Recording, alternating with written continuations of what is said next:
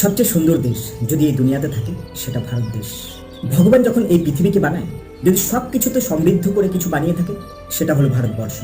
যেখানে নদী আছে, পাহাড় আছে, ঝর্ণা আছে, জঙ্গল আছে, খনি আছে, গরম আছে, ঠান্ডা আছে। সেখানে যদি কোনো মহাপুরুষ বা স্বাধীনতা সংগ্রামীদের সাথে আমাদের মতের মিল নাও থাকে, তাও আমরা তাদের মূর্তি নষ্ট করি না। কারণ এই শিক্ষা ছোট থেকে আমাদের স্কুলগুলো দেয় না।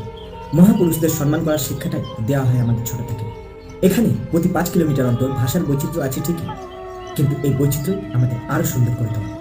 আমাদের ধর্ম, আমাদের ভাষা, আমাদের আচার অনুষ্ঠান, আমাদের পোশাক সমস্ত কিছু আলাদা হলেও আমাদের পতাকার রং এক, আমাদের ভাবনাগুলো এক।